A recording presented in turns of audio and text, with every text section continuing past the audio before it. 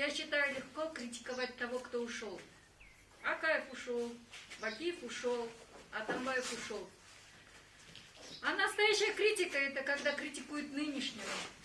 Например, что сделал Джеймбеков за 3 года? Хорошо, Атамбаев плохой.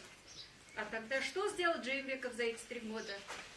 10 километров дороги в московском районе строится 3 года. По-моему, будут еще строиться 3 года. Что сделал Джеймбеков? Не надо вуалировать и говорить, что тот был плохой, тот был плохой, тот был плохой. Надо начинать с себя. Если Атамбаев плохой, тогда Джеймбеков пусть покажет, что он хороший. Пусть он сделает это. Пусть уберет Асылбека Джеймбекова, да, вообще с депутатства. Асылбек, как порядочный мужчина, как настоящий джигит, он должен уйти вообще с депутатства.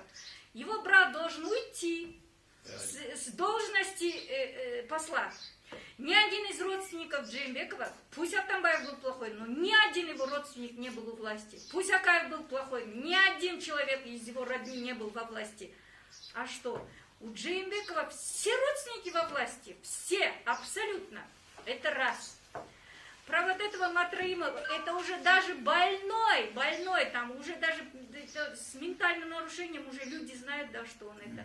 А что делает Джеймбеков?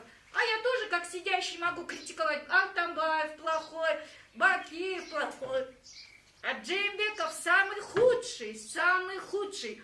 Они хоть что-то делали. А что сделал Джеймбеков? А кто из вас мужчина? Вы говорите, вот Джеймбеков, пожалуйста. Да он не будет делать, не будет. Тот, кто начинает свой путь с предательства, он никогда не будет хорошим человеком. Никогда. Я не думаю, что Джеймбеков сделает что-то хорошее. Никогда. Я и не поверю, если он будет хороший. Первым его указом должно было, чтобы, или даже порядочность, это он должен был брата попросить уйти с должности. Ни одного не принимать. Вот хорошо, наши люди болеют. Что сделало государство? У меня очень много знакомых, которые там торгуют, что-то делают. Вы думаете, это Айлупнуту помогает, это государство? Нет. Люди приходят, говорят, вот давай, ты же богатый, делись. Вот эти Айлупнуту, все такие чиновники приходят, говорят, вот дели, давай вот столько муки, столько-то денег. А получается, как будто раздает это государство. Государство ничего не дало. Ничего. Я работаю с инвалидами, например, да? Вы думаете, один пришел чиновник, спросил, как мы живем?